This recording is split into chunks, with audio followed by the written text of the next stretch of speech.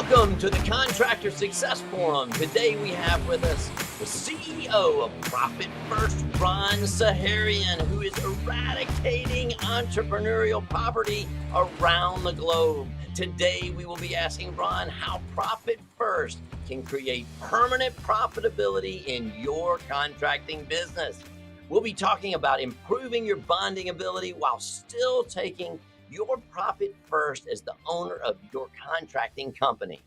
Here on the Contractor Success Forum, we discuss financial strategies for running a more profitable, successful construction business. I'm so excited about our show today. You should be too. Why don't you go ahead and share our show with your friends right now so you won't miss a thing from this amazing episode. Check out our show notes on our show page, contractorsuccessforum.com. In addition to Ron, our three long-term construction industry professionals are Wade Carpenter with Carpenter and Company CPAs, helping contractors nationwide to become permanently profitable over 30 years. Stephen Brown, a construction bond agent with McDaniel Whitley Bonding and Insurance Agency with over 30 years of experience underwriting and placing bonds for you as contractors. And I'm Rob Williams, your profit strategist with Iron Gate Entrepreneurial Support Systems, driving profit in contractors' businesses with decades of vertical integration as a contractor, a manufacturer, an aviator, and financial strategist in the construction industry. Ron, welcome to our show. We're so happy to have you here today, man. Hey, welcome, Ron. Yeah, I'm jacked as well. What a great opening. You guys are pros, man. This is awesome. I'm excited. I bet you didn't know that I was a laborer back in the day. I used to also drive backhoes, trackhoes, and dug a lot of ditches and picked up a lot of construction yards. Then moved into the welding world. I used to make industrial size ovens, washers, conveyor systems. Wow. I think you and I had kind of mentioned that because, I spent a lot of my time digging ditches and doing all the jobs that Dad couldn't get anybody else to do when I was 12 years old to 20 years old. That's how I learned how to drive a stick on a yard. You know, this is through high school and college. I did this stuff. And so, here I am, me and my buddy, we're probably 14 years old and we're on a big construction site. And the guy's like, hey, go get that truck, pick it up and go over here. We're like, we don't drive. He's like, you're not on a road. Just get in the truck and drive it. We're like, all right. So we had to figure out how to drive a stick on the yard. Oh, that's right. Yeah. I can remember driving a dump truck when I was 15, 16 years old. And I can't remember what all I hit, but I know there were a few things of damage and I think some missing mailboxes and a few other things. I say that because, I've seen construction companies over the years come and go. I've seen some very, very, very hardworking, smart individuals make some miscalculations only because of a lack of education, not because of a lack of passion, but also not having the proper systems in place. Not having clear financial perspective, not having clarity on your finances and how you're actually spending your money moving forward. And so that's why I'm excited to be here to hopefully help the industry have a little bit more fiscal understanding and be able to pay themselves first, have money for the tax man and a profit. Yeah. Isn't that such an interesting concept? Because, Stephen, talk a little bit, maybe you have some questions for Ron about the name Profit First. Thanks, Rob, and thanks, Ron. I'm glad you asked that because the whole thing about Profit First that might kind of touch a bond underwriter the wrong way would be to think that contractors are going to take all their profit out of their company and not leaving any working capital, to finance their projects. Ron, Right. How do you work around that? So one of the things, especially with the bonding, if you're being asked to purchase a bond, okay, you have to have X amount of money of working capital at all time. I look at it almost as an inventory account. What I would look to do is set up a bonding account, open up a bonding account that the only thing that you can use that money in that bank account is for bonding, right? It's almost like being your own banker, if you will. And so this is something that you're going to have to build up over time. But Profit First, our methodology is, you're all familiar with sales minus expenses equal profit, right? Sell, manage your expenses, and what you have left over is your profit, right? Structurally correct, behaviorally wrong. We're saying sell, take your profit first, manage your business on the expenses left over. Now, I want a clarifier. That P, that profit is representative not just of profit, but it's ensuring that one, the business owner is paying themselves. Two, we are reserving money for tax, regardless of what the liabilities are. Three, of course, we're going to have a profit and we're going to determine what that profit is. We're going to have a fixed profit potentially. Four, we're going to have a vault. I always recommend that most businesses should have, and households, 3 to 6 months of operating capital in case there's an emergency of some sort. This is in addition to the bonding account. Right. And that bonding account, Ron, would just be just working capital to finance projects, right?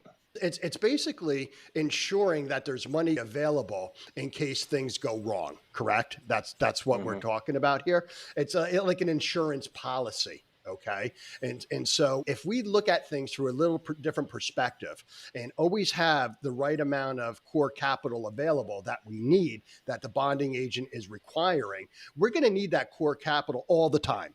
Right. And so when we're drawing out of it, we have to replenish it. We're drawing at it, we have to replenish it. What I'm saying is, how great would it be to be able to have some sort of, capital that is solely for the bond, whether it's CDs, whether it's cash, whether it's this, whether it's 10 million, because you were saying earlier, Steve, some of your contractors have about 8 projects going on.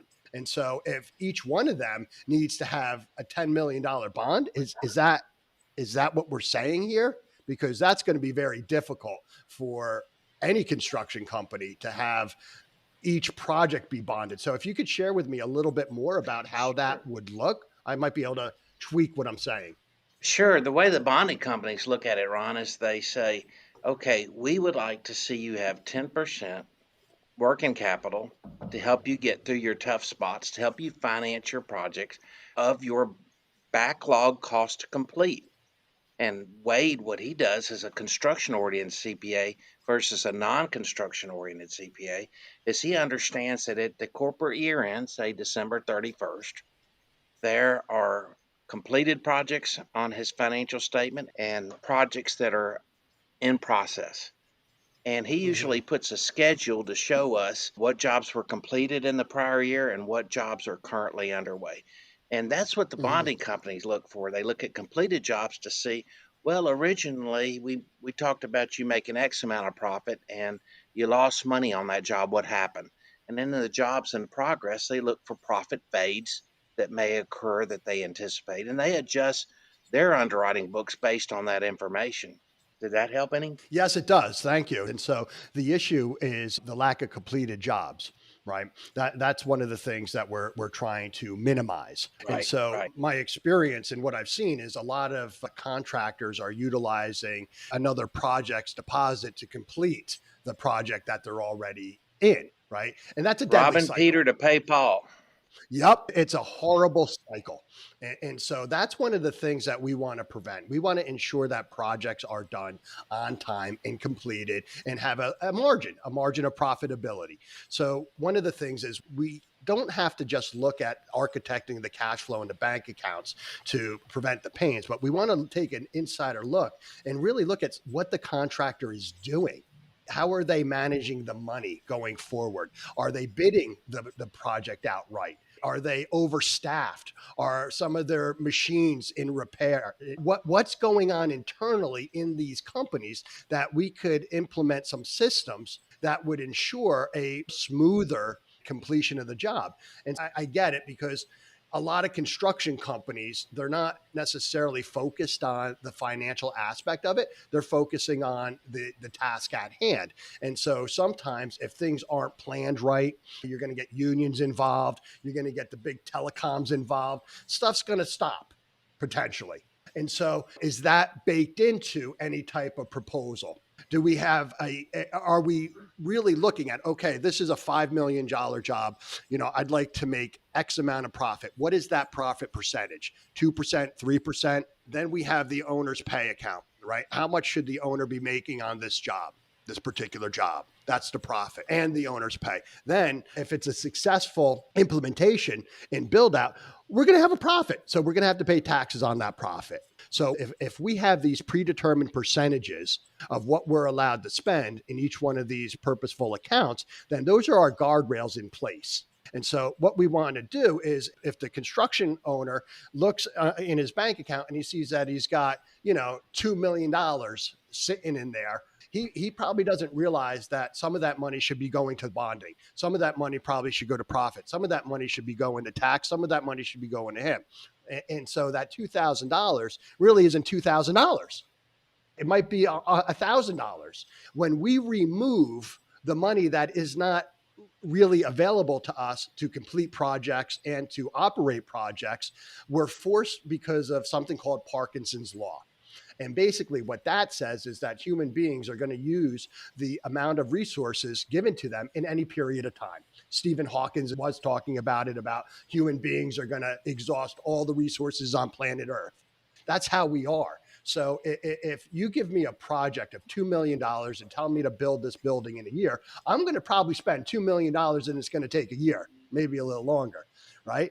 Now, if you give me the same project and say it's $1 million and you got to do it in, 18 months, I'm going to take 18 months and I'm going to spend $1 million. It's just the way it is. So what we're saying is let's take this money off the top and allocate it specifically. And we can't use this money. The only money we can use is what's in that operating account. And so that will, from a behavioral standpoint, put guardrails in place for overextending, overspending, and the business owner be able to look and say, okay, well, I only have 1,000. Maybe I should talk to this contractor and, negotiate a little bit better.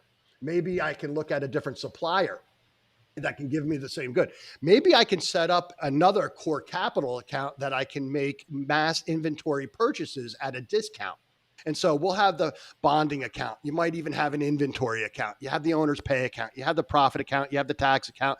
You have, boom, the operating account. And so what I'm sharing is a little bit like the 401k. Why is the 401k one of the most successful saving vehicles in America? Because we take it off the top and we don't see it, and we have penalties in place if we go to get it. And so when I first started the 401k with my wife in 96, 97, we were like, what is this stuff? And so we didn't put 15% in, we put 3% in. Then we put 5% in. The next year, we're up to 15% each. And I remember saying to my wife, Mary, can you believe we're living the same lifestyle with 30% of our top line salaries being taken right off the top? And so it's a funny thing that happens, right? When resources are less, we're going to be more creative. We're going to work harder. We're going to try to get more from it. What the Profit First system allows contractors is true clarity on what their financial spend is. It's a front windshield approach to how they allocate their money, and they're able to look in their bank account and see the OpEx and make business decisions on what to spend. If the money in the OpEx is not there and you want to buy something, well, that's telling you can't do it. That's why Profit First also is a growth strategy.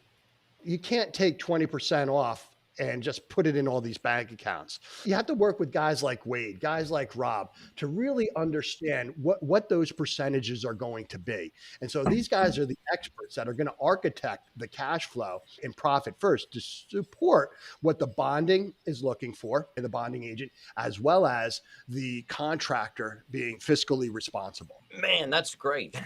What do you think about that, Stephen? Does that help probably explain this a lot better than maybe I have in the past? It sure does. And the whole thing is the reason the bond account is working capital is that capital is supposed to work for you. In other words, a lot of times as a contractor, you're forced to finance a project. And what we said before in our podcast is you got to communicate to the owner that I'm building the project, I'm not financing the project. But I love the whole idea of having a separate account. And it is working capital. That's what drives it. And you can think of it as bonding, because it's the magic that unleashes bonds. 10% working capital opens doors and makes magical things happen in the bond world. And I love it that that's an expense that you think about and you can set aside. You can use it if you have to, but only in a situation where it's not taking away the profit that you're already planning on making. It's like a line of credit. Right. Right. So a line of credit can be beautiful. It also can be disastrous. I'm not a fan of people running their business on a line of credit. Always. That's telling me that their business is not fiscally healthy because they're always drawing on this emergency fund. That's what it is. It's an emergency fund that if you need it, it's a safety net. So, I have lines of credit. You guys probably have lines of credit. It's a safety net. I don't want to use it, but if I have to use it, it's there. We want to change the mindset of contractors. A lot of contractors are looking at this as their sole source of operating income, where it shouldn't be the sole source of operating income. They should have a healthy expense that can do it. This is a supplemental account for, oh crap, something happened wrong here. But by having the clarity in how you're spending the money, you can do it. You have materials and subs. You can have even an insurance, right? You can have a liability. Some of these contractors, these big jobs, you know what the insurance cost on that stuff is? It's expensive, right? So one of the things Mike and I have, we have partners insurance on each other, and it's expensive and worth it. And we paid it. And then the next year we're like, oh crap, this is due again. We totally forgot about it. It happens. And so we're like, because we run lean and mean, we didn't have 15, 20 grand in the bank account that was, specifically available out of our operating account. And so we're like, oh crap, what do we do? Well, we have a year of operating capital at all time for exactly this. Take that money out, boom, did it. Okay, never going to happen again. How is this never going to happen again? Well, we're going to have an insurance account. And we're going to use the money coming on in to always fund these accounts that we have here. And so insurance came due again this year. Hey, Carol, I think we have an insurance account because if not, I'm going to go crazy. Yep, you got an insurance account. Here you go. Right. But also some of the things that contractors need to be aware of is a lot of them feel as though their business is their retirement. I'm going to sell my business. It's worth $5 million. I'm going to retire. Most of the time, the businesses aren't worth what they think they are, and that's a flawed strategy. So one of the things is you can architect this to help with your future retirement. You can open up a separate bank account for a 401k and then take that money, and the only thing you can do with that money is put it in a 401k. You can have that funded into a safe harbor account, or you could take it out of a vault or your core capital account. There's a lot of unique ways that guys like Wade and Rob can work with the contractors to ensure that they have the clarity that they need, not only to alleviate the pains that they're facing, but let's talk about the wants. What do you want from this business? Did this business afford you and your family the lifestyle that you've always wanted? If not, what would that lifestyle be like? The business is the number one wealth growing opportunity that most people have. So let's do everything in our power to make it as fiscally healthy as we possibly can, not only today to ensure that, we're going to complete our jobs, but to ensure that we're looking down the road far enough to support our retirement lifestyle. Oh yeah, that's amazing. So Wade, I know you got some questions. Yeah, I mean, there was some things that I wanted Ron's take on. Businesses are very cyclical, and construction in particular can be very brutal. 10 years ago with the Great Recession, I had a lot of contractors fail, and there are ups and downs in cash flow in construction. Mm-hmm. So can you give us an idea of things that Profit First helps guard against with ups and downturns of the economy, as well as, I know you guys did some great work with that recession response stuff when COVID hit. Love for our listeners to hear some more about how Profit First helps guard against some of that stuff. So I'm going to get on my high horse here. All right. We need to learn from the mistakes of our past.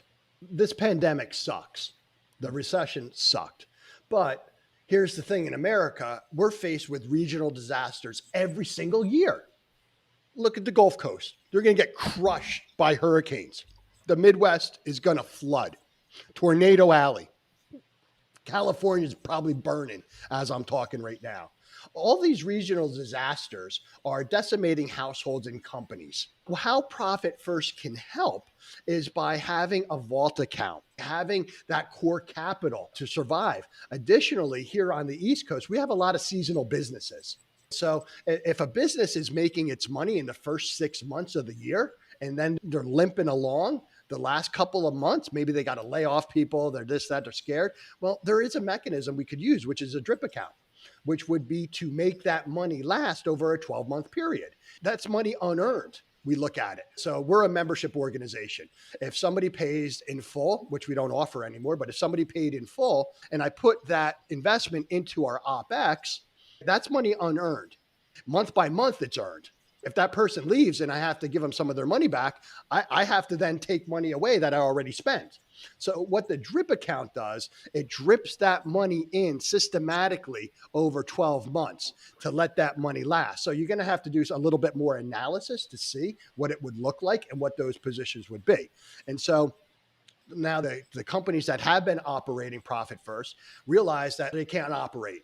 But because they've been squirreling money away over the past couple of years into these various accounts, they have a healthy amount of total cash available at all of these different bank accounts. They're not going to need 15% in tax, but they have that tax money sitting there.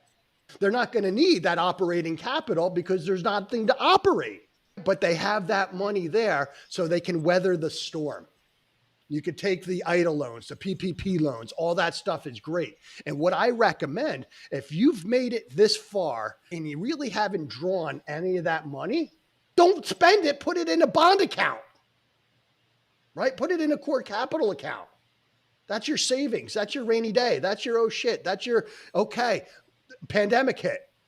But it's also a way that, hey, if things go quick, you get that next bid, you have that core capital available to start working again. Steve, that drip account, I was just thinking about that for what we were talking about, robbing Peter to pay Paul. That's what happens if you don't have that drip account going, you've run out. So not only for that purpose, but also that Peter to pay Paul scenario, it'll help solve that. So hopefully that's another good tip for the underwriters.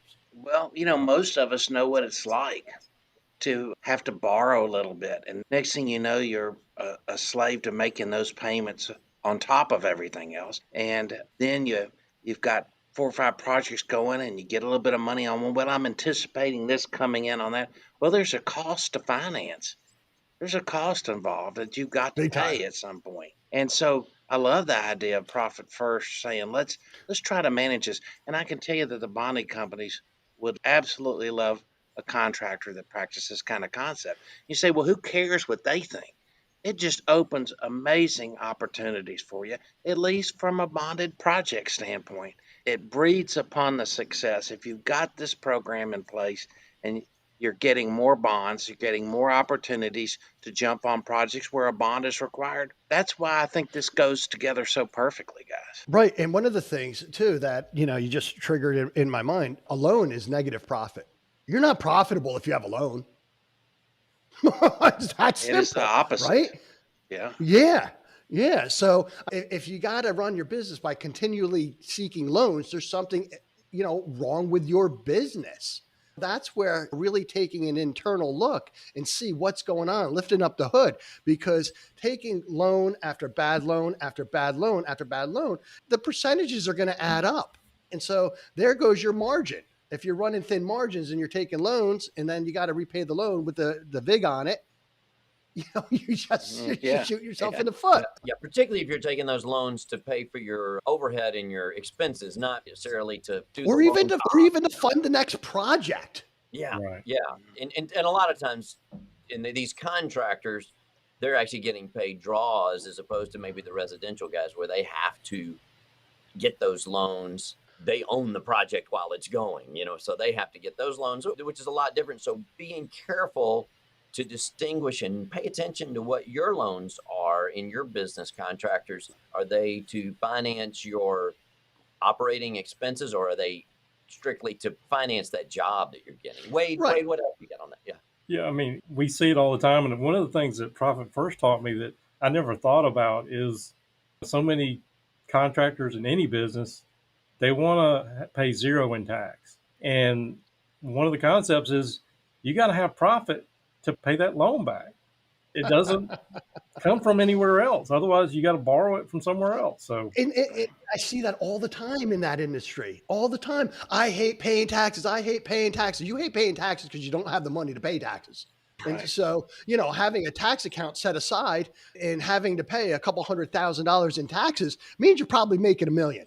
So if you want to make gobs and gobs of money, look at paying taxes as a badge of honor, right? Wade's going to do everything in his power to minimize your taxes, minimize it, That's but right. not at the jeopardy of hurting the company. An example is my buddy has a $3 million company and he supplies autos to film, print, television, stuff like that.